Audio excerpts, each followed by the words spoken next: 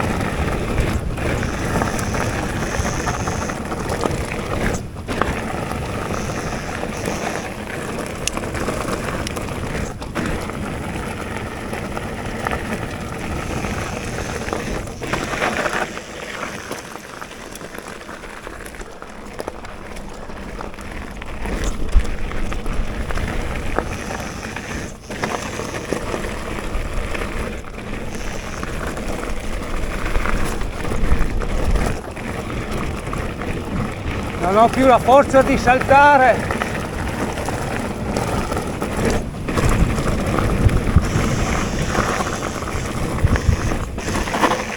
Devo stare attento che il mio posteriore va via tutto scodando, per cui non ho molta frenata dietro. E in più sbando.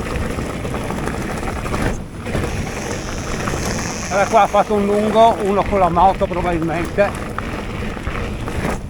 Allora qua.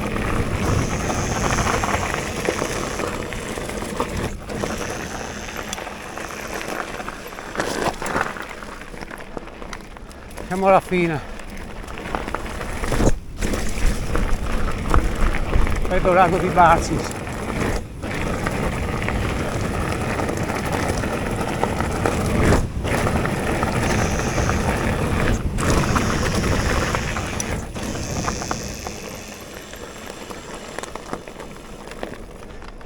Dovrebbero esserci delle casere, sì, ecco qua.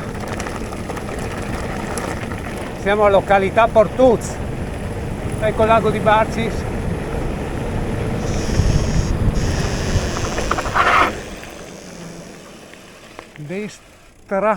Destra. Che meraviglia! Non ho la forza di saltare, sono stanco, distrutto. Neanche di pedalare.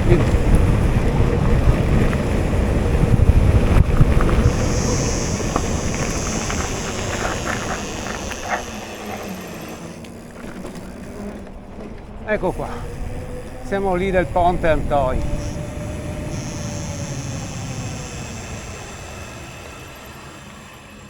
I freni.